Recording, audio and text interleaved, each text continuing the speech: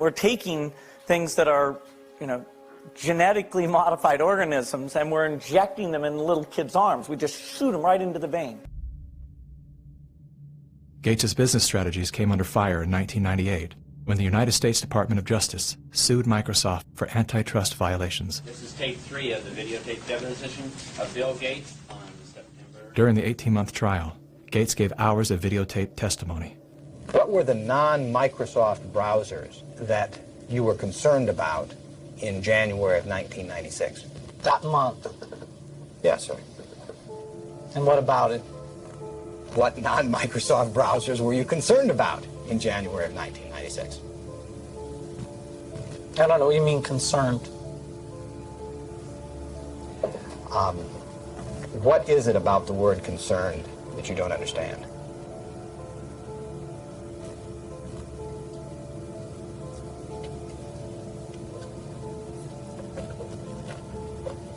I'm not sure what you mean by it. The Justice Department has charged Microsoft with engaging in anti-competitive and exclusionary practices designed to maintain its monopoly in personal computer operating systems.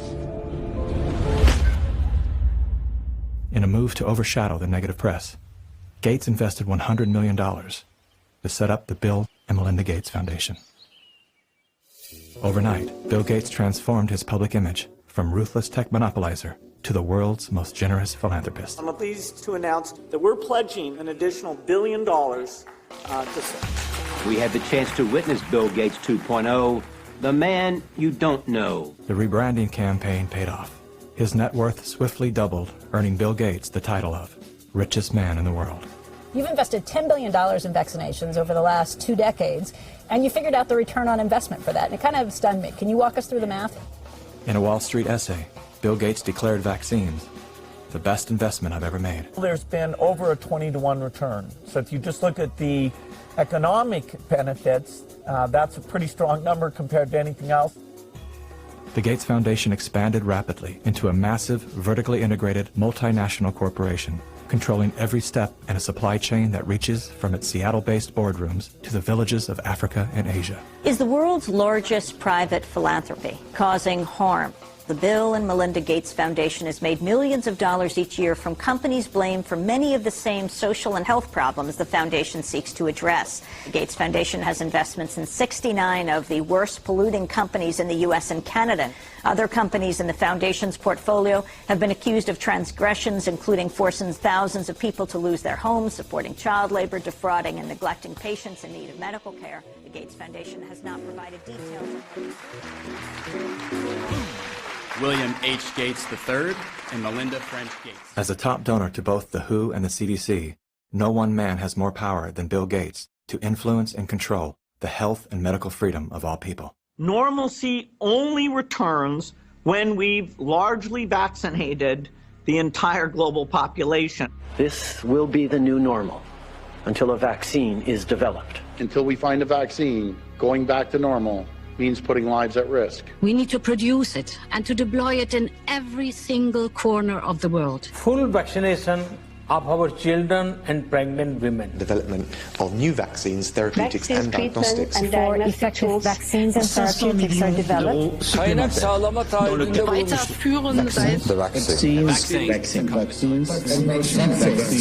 We've already bought the syringes. We already know where it's going to happen. We're thinking about what that's going to be. It's all part of this plan. Our military is now being mobilized, so at the end of the year, we're going to be able to give it to a lot of people very, very rapidly. In 1986, President Ronald Reagan signed the National Childhood Vaccine Injury Act, granting total immunity to vaccine manufacturers. After a decade of lawsuits related to vaccine injuries and deaths, vaccine makers were going bankrupt. In a move to coerce policymakers, vaccine companies threatened to stop making vaccines until they could be legally shielded from liability. To this day, when someone is injured or killed as the result of an adverse reaction, it is the U.S. taxpayers that pay for the damages. Welcome back. Were several Indian tribal girls used as guinea pigs? The report alleges that two American pharma giants' untested vaccine was administered to thousands of tribal girls without proper study and paperwork. India was among the hardest hit after Bollywood celebrities were incentivized by the Gates Foundation to urge the public to submit to mass vaccinations. In 2009, tribal children were administered the HPV vaccine.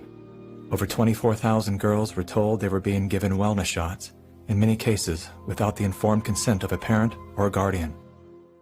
The people that were administering these vaccines lied to the guardians of these girls and told the girls, oh, this is going to cure cancer, you're never going to have cancer. And these girls became severely injured. Some of them developed seizures, some of them developed cancer, and 7 girls died. And there was no insurance, there was no assistance for them, and the Gates Foundation denied that it had been clinical trials. And it was so bad that the parliament in India created a task force, they studied it, and they kicked out the Gates Foundation. But India is a barbaric country. Things happen here in a very barbaric way. But I was surprised to find an American organization operating in broad daylight, doing things in a very, very, let's say, Indian fashion. And so the route I took was that I want the whole procedure to be investigated. The Indian Parliament formed a committee, and it was to me a rather surprising move because you generally don't often have such a high-level inquiry into matters affecting poor people. And that was such an extraordinary report. I don't think Indian Parliament has ever come out with such a scathing report. And the government officials came up and said, we shouldn't have authorized this. We're sorry. We're not going to allow them again. And now they're back doing their same old tricks again. The good news is that human clinical trials can start as early as July 2020 for India's first COVID-19 indigenous vaccine that's been developed by Bharat Biotech. So you can imagine how the manipulation of the media, by the media, the manipulation of public opinion by leaders from all political parties unanimously saying, we want a vaccine. And the worst thing is they are taken as philanthropists, whereas what this actually is the acquisition of political and financial power. And I think the second most populous country with 1.3 billion people is going to be a good base for pharmaceutical companies to make a killing and also kill a lot of people in the process. Yes, I just find it a pity that we haven't been able to get any benefit for the girls who suffered, you know. It's so terrifying as to what they're actually doing with the world. We're taking things that are, genetically modified organisms, and we're injecting them in little kids' arms. We just shoot them right into the vein. A 2018 scientific study released in the International Journal of Environmental Research and Public Health concluded that over 490,000 children in India developed paralysis as a result of the Gates-supported oral polio vaccine that was administered between the years of 2000 and 2017. Using all the usual sleight of hand, US-based media and fact-checkers rushed to bury the story. But thanks to the meticulous work of a team of Indian researchers and doctors, the inconvenient truth lives on the NIH.gov website. It's my honor to introduce Bill and Melinda Gates. Without any medical training, Bill and Melinda Gates founded the Global Alliance for Vaccines and Immunization, through which they fulfill their agenda to vaccinate the world. The foundation has been sued by the governments of some of the poorest and most vulnerable nations for causing serious harm through experimental vaccine programs. If you just look at healthcare workers around the world, they deserve to get the vaccine first. Here in the United States, really, it's going to be Black people who really should get it first, and many indigenous people. Vaccines were always taught to us that it was safe, it was healthy, this is things that we had to do. But given the position that I am in now as a state legislator, and looking at these studies and reviewing a lot of these studies, it's very scary. And I want the African American community to open up their eyes. Of all the places that Mr. Gates could have gone in the world, Why did he settle on Africa? It's not because he cares about people that look like me. He cares about an agenda. African bodies have been used as lab rats for many years for Big Pharma. They are using us for trials, they are using us for testing, but as an African, I say no more. Africans, they're tired of becoming the guinea pigs of the world. Their antennas are raised and they're telling each other all over social media. They're on high alert right now. There is a policy of the American government. It's called the Kissinger Report, which was produced in the mid-70s. And it explicitly states that the purpose of the foreign policy in Africa was to reduce the population, because they have great mineral resources there. At the time, Kissinger and those involved with the Carter administration wanted to shrink the population, make sure that the Africans do not develop and do not use the resources for themselves, because we in the States, we need them. There is a concerted effort of foreign powers to control the population of Africa. Some children did survive the botched vaccinations last month and will recover, but 15, all under the age of 5, died from fever, vomiting, and diarrhea. Human errors contributed to the unfortunate deaths of the children. How can you believe Big Pharma but not believe these parents when they tell you that their children have been injured by Big Pharma? I don't care how big this corporate machine looks. As a parent, I can tell you, these people will never stop fighting for their kids.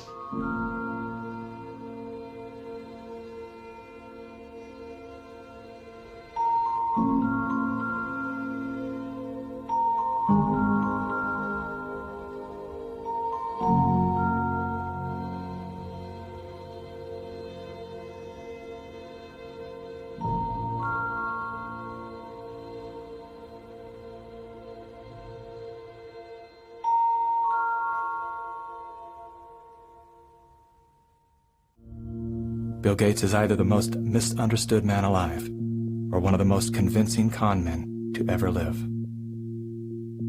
Is he a benevolent hero or a malevolent opportunist? Bill Gates. Personally, I would love to believe that one of the richest men in the world is giving away his fortune for the betterment of humanity. I want to believe that endearing smile. I want to believe that his heart is as soft and warm as his sweaters. At the very least, I want to believe that he's unaware of the damage he's done.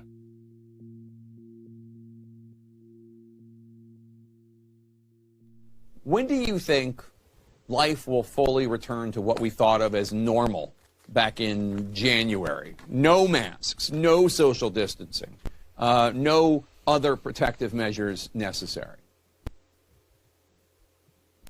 Certainly by the summer, we'll be way closer to normal than we are now.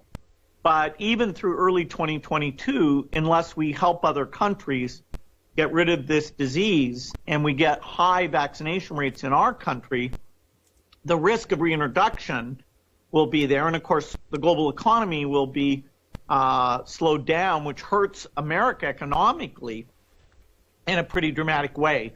So we'll have, starting in the summer, about 9 months where a few things like big public gatherings will still be restricted. But we can see now that somewhere between 12 to 18 months, we have a chance, if we manage it well, to get back to normal. For the world at large, normalcy only returns when we've largely vaccinated the entire global population. And well, this won't be the last pandemic that we face. So we'll have to prepare for the next one. That, I'd say is will get attention this time.